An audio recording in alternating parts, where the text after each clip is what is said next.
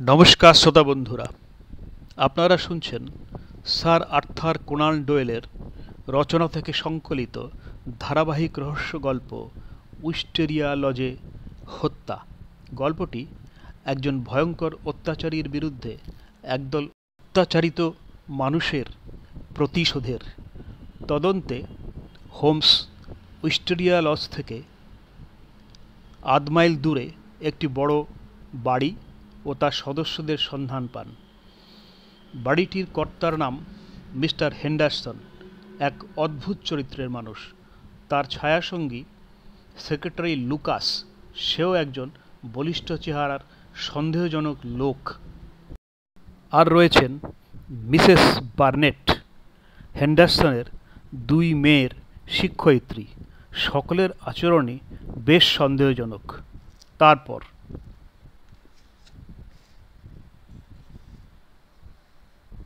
হেন্ডারসনের secretary mister Lucas নিঃসন্দেহে একজন বিদেশি। গায়ের রং চকোলেট বাদামি, মার্জার সুলভ কথাবার্তা, মার্জিত কিন্তু বিস্মিশ্রিত ভদ্রতার স্পর্শ। দেখো ওয়াটসন, ইতিমধ্যে দুদল বিদেশির সাক্ষাৎ আমরা পেয়ে গেছি। একদল উইস্টেরিয়া লজে আর অপর দল হাইগেবলে।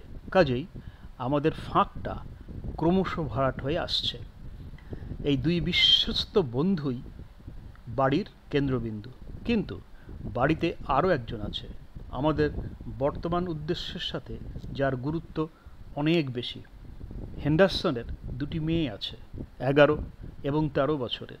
মেয়ে দুটির শিক্ষয়িত্রী এই মিসেস বার্নেট, বছর 40-এর এক ইংরেজ মহিলা। আর একজন বিশ্বস্ত চাকর আছে। গত 1 বছর যাবৎ এই হেন্ডারসন তার পরিবার নিয়ে বিভিন্ন জায়গায় ঘুরে বেড়িয়েছেন। সপ্তাহখানেক হলো এরা হাইগেবলের এই বাড়িটাতে ফিরে এসেছে। লোকটি প্রচুর অর্থের অধিকারী, তাই সে যখন যা মনে করে তাই করে। এছাড়া রয়েছে বাড়ি ভর্তি খানসামা, কয়েকজন চাকর বাকর। কোনো কারণে তার বাড়ি থেকে তাড়িয়ে দেওয়া এক চাকরের থেকে অনেক তথ্য আমি সংগ্রহ করেছি। যেমন ধরো, গেবলের প্রাক্তন মালিক ওয়ার্নার, সেও তার মনিবের আচরণে ক্ষুব্ধ ছিল। এরকমই বেশ কিছু চাকর বাকর রয়েছে যারা মনিবকে একদমই পছন্দ করে না। বিশাল বাড়িটার দুটো অংশ, একদিকে থাকে চাকররা আর অন্যদিকে পরিবারের অন্য সদস্যরা।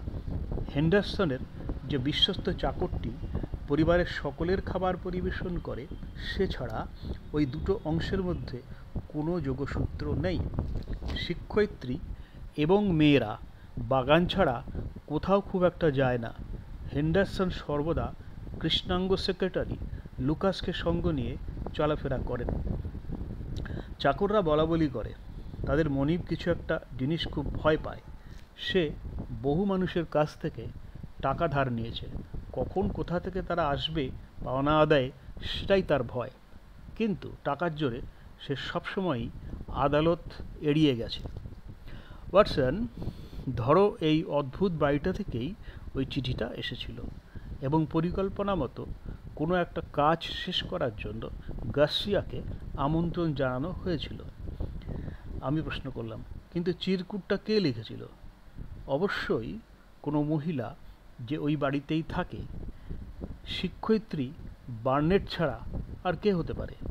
ধরে নেওয়া যাক এটাই সত্যি, দেখা যাক ফলাফল কী হয়। আমি প্রথমে ভেবেছিলাম গল্পটার মধ্যে হয়তো ভালোবাসার ব্যাপার থাকতে পারে, কিন্তু মিস বার্নেটের বয়স এবং চরিত্র বিবেচনা করলে এটা অসম্ভব বলেই মনে হয়। সে যদি চিরকুটটা লিখেই থাকে, তাহলে ধরে নেওয়া যায় নিশ্চয়ই সে গার্সিয়ার বন্ধু এবং সহযোগী। সেক্ষেত্রে তার মৃত্যু সংবাদ শুনে সে কী করবে বলে মনে হয়? সে যদি কোনো আইন বিরুদ্ধ বা অসামাজিক কাজ করতে গিয়ে মারা যায়, তাহলে হয়তো সে আর এ ব্যাপারে মুখ খুলবে না। কিন্তু যারা তাকে খুন করেছে তাদের প্রতি ঘৃণা এবং বিদ্বেষ পোষণ করবে এবং তাদের প্রতি প্রতিশোধ নিতে যথাসাধ্য সাহায্য করবে। তাহলে তার সঙ্গে দেখা করে সেই চেষ্টাটাই করি, এটাই প্রথমে আমার মাথায় এসেছিল। কিন্তু জানা গেল খুনের রাত থেকে মিস বার্নেট নিখোঁজ। সে কি বেঁচে আছে, নাকি সে রাতে তারও পরিণতি গার্সিয়ার মতোই হয়েছে, অথবা তাকে বন্দি করে রাখা হয়েছে? এখন এই প্রশ্নটির উত্তর আমাদের পেতেই হবে। ওয়াটসন, নিশ্চয়ই পরিস্থিতিটা তুমি বুঝতে পারছো। আমাদের হাতে এমন কোনো অকাট্য প্রমাণ নেই যাতে খুনির বিরুদ্ধে গ্রেপ্তারি পরোয়ানা জারি করা যায়। একজন ম্যাজিস্ট্রেটের কাছে জানালে আমাদের যুক্তিগুলো হাস্যকর মনে হবে, কারণ অত বড় একটা বাড়িতে একজন স্ত্রীলোক চাইলেই অন্তরালে থাকতেই পারে, অথচ এই মুহূর্তে তার জীবনও বিপন্ন হতে পারে। তাই ওয়ার্নারকে গেটে পাহারায় রেখে পুরো বাড়িটা খুঁজে দেখতে হবে। এটা চলতে দেওয়া উচিত নয়। আইন যখন কিছু করতে পারছে না, আমাদেরই ঝুঁকিটা নিতে হবে। তুমি কি করতে চাও? বললাম, মিসেস বার্নেটের ঘরটা আমি চিনি।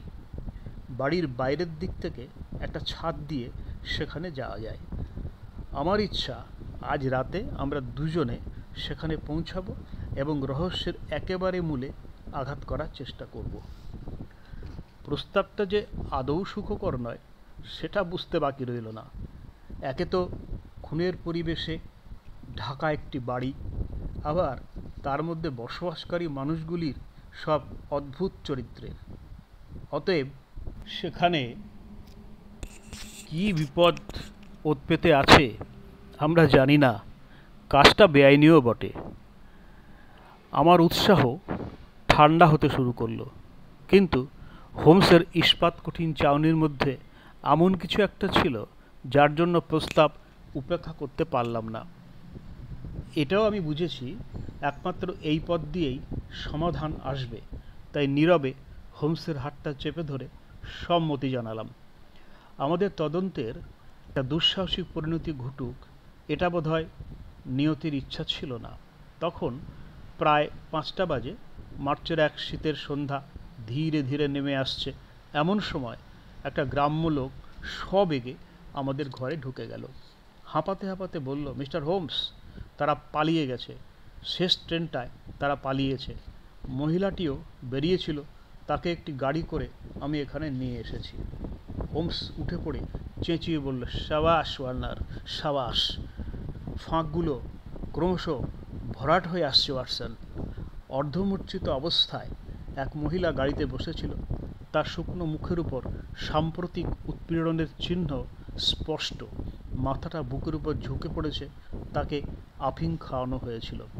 গেবেলসের কর্মচ্যুত মালি আমাদের সংবাদবাহক বলল, মিস্টার হোমস, আপনার নির্দেশ মতো আমি গেটে পাহারায় ছিলাম। তাদের গাড়ি বেরিয়ে গেলে আমি তার পিছু নেই এবং সেখানে পৌঁছাই। স্ত্রীলোকটি যেন ঘুমের মধ্যেই হাঁটছিল। তারা তাকে টেনে নিয়ে ট্রেনে তুলতে চেষ্টা করছিল। তখনই স্ত্রীলোকটি জেগে ওঠে এবং তাদের বাধা দেয়। তারা তাকে ঠেলে গাড়িতে তুলে দিল, কিন্তু সে তাদের ঠেলে আবার বাইরে চলে এলো। আমি দৌড়ে গিয়ে তাকে সাহায্য করলাম এবং একটা গাড়িতে তুলে এখানে নিয়ে এলাম। একে যখন নিয়ে আসছিলাম তখন গাড়ির জানালায় তার সেই মুখ আমি দেখেছি যা কোনোদিন ভুলবার নয়। এক বীভৎস শয়তান, সুযোগ পেলেই সে আমায় খুন করবে। তিলকটিকে উপরে নিয়ে গিয়ে সোফায় শুইয়ে দিলাম। 2 কাপ কড়া কফি খেতেই তার মাথা থেকে আফিংয়ের নেশা গায়েব হয়ে গেল। হোমস বেনেসকে ডেকে পাঠালো এবং ব্যাপারটা তাকে সবিস্তারে জানালো। বন্ধুর হাতটা ঝাঁকুনি দিয়ে বেনেস সানন্দে বলল, স্যার, প্রমাণটা আমি খুঁজছিলাম, সেটা আপনি আমায় দিয়ে দিলেন। প্রথম থেকে আমিও আপনার মতোই এই একই গন্ধের খোঁজে ছিলাম। সে কি, আপনিও হেন্ডারসনকে খুঁজছিলেন? নিশ্চয়ই।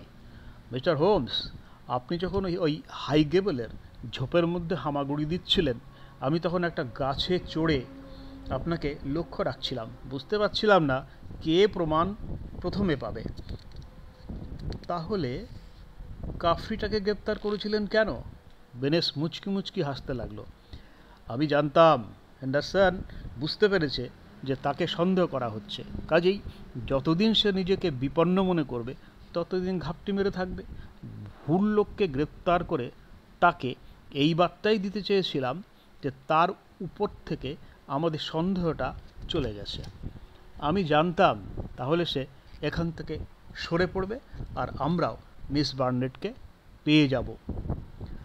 হোমস ইন্সপেক্টরের কাঁধে হাত রাখল, বলল, চাকরিতে আপনি অনেক দূর যাবেন। প্রখর বুদ্ধি, বোধ দুটোই আপনার আছে। বেনেস খুব খুশি হলো। সাদা পোশাকের একটি লোক আমি আগে থেকেই স্টেশনে মোতায়েন করে রেখেছিলাম। হাইগেবেলের লোকেরা যেখানেই যাবে সে ঠিক নজরে রাখবে। মিসেস বার্নেট যখন তাদের হাত থেকে ছিটকে বেরিয়ে গেল তখন আমার লোকটি হয়তো ব্যস্ত ছিল, তাই দেখতে পাইনি। সে যাই হোক, আপনার লোক তো তুলে এনেছে, সবটাই ভালোই মিটল। মিস্টার হোমস, আপনি জানেন সাক্ষী ছাড়া আমরা কাউকে গ্রেপ্তার করতে পারি না, কাজেই মিসেস বার্নেটের বিবৃতিটা তাড়াতাড়ি পেতে হবে। হোমস বলল, ইনি ধীরে ধীরে সুস্থ হচ্ছেন, সম্পূর্ণ সুস্থ হলে বিবৃতি দিয়ে দেবেন। কিন্তু আপনি বলুন তো, হেন্ডারসন লোকটা কে? হেন্ডারসন আসলে ডন মুরিল্লো, একসময় যে সান পেড্রোর বাঘ নামে পরিচিত ছিল। সান পেড্রোর বাঘ, বিদ্যুৎ চমকের মতো লোকটির অতীত ইতিহাস আমার মনে পড়ে গেল। সভ্যতার মুখোশ পরে যেসব লম্পট রক্তচোষা অত্যাচারী দেশ শাসন করে, এই লোকটি তাদের মধ্যে একজন। একসময় কেউকুটে হিসাবে খুব নাম করেছিল। লোকটা শক্তিমান, নির্ভীক, উদ্যমী, সুতরাং একাধারে 10-12 বছর একদল ভীরু লোকের উপর তার ঘৃণ্য পাপবৃত্তিকে চাপিয়ে দেওয়ার গুণপনা তার মধ্যে ছিল। মধ্য আমেরিকায় তার নাম এক আতঙ্ক ছিল। একটা সময় সকলে তার বিরুদ্ধে রুখে দাঁড়ালো। আসন্ন বিপদের আভাস পাওয়া মাত্র বিশ্বস্ত অনুচরদের সহযোগিতায় সমস্ত সম্পদ একটা জাহাজে করে পাচার করে দিল। বিদ্রোহীরা তার ফেলে যাওয়া একটা ফাঁকা প্রাসাদ দখল করল মাত্র। এরপর সে যেন পৃথিবী থেকেই অদৃশ্য হয়ে গেল। বেনেস বলল, হ্যাঁ স্যার, এটাই হলো ডন মুরিল্লো, সান পেড্রোর বাঘ। এই সান পেড্রোর পতাকা ছিল সবুজ ও সাদা, যেটা চিরকুটে লেখা ছিল।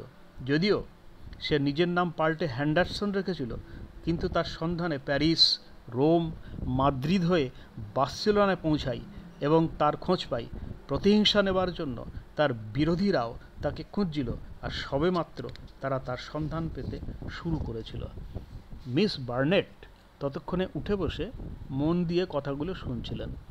সে বলল, 1 বছর আগে তারা তার সন্ধান পায় এবং একবার তাকে হত্যার চেষ্টাও করা হয়, কিন্তু কোনো এক অশুভ শক্তি তাকে রক্ষা করেছে। আর এবারেও মহৎ ও সাহসী গার্সিয়া মারা গেল, আর শয়তানটা বেঁচে গেল। কিন্তু আরও অনেকে আছে যারা আসতেই থাকবে। একদিন ন্যায় বিচার হবেই। রাগে, ঘৃণায় তার শরীরটা কাঁপতে লাগলো। হোমস জিজ্ঞাসা করল, কিন্তু মিসেস বার্নেট, আপনি কিভাবে এই ভয়ঙ্কর ঘটনায় জড়িয়ে পড়লেন? আমি এসে জুটেছি কারণ ন্যায় বিচার পেতে আমরা দৃঢ় প্রতিজ্ঞ। অনেক বছর আগে সান পেড্রোতে সে রক্তের নদী বইয়ে দিয়েছিল। জাহাজ বোঝাই যে ধনরত্ন এই লোকটা চুরি করেছে, তাতে ইংল্যান্ডের আইনে কি এসে যায়? আপনাদের কাছে তো এসব অন্য কোনো গ্রহে ঘটে যাওয়া ঘটনার সামিল, কিন্তু আমরা তো দুঃখ যন্ত্রণার মধ্যে দিয়ে সত্যটাকে জেনেছি। আমাদের কাছে মুরিল্লোর মতো শয়তান নরকেও নেই। তাই যতদিন না আমরা তাকে চরম শাস্তি দিতে পারছি, আমাদের জীবনে শান্তি নেই। হোমস বলল, আপনি যা বললেন তা সবই সত্য। আমি জানি লোকটা অত্যন্ত জঘন্য এবং নিষ্ঠুর, কিন্তু তাতে আপনার কি? সবই আপনাকে বলবো। জুয়ান মুরিল্লো যখন বুঝত কেউ তার প্রতিদ্বন্দ্বী হয়ে উঠছে, তখনই সে ছলে বলে তাকে হত্যা করত। এটাই তার নীতি ছিল। আজ এই পর্যন্ত, বাকিটা পরের পর্বে।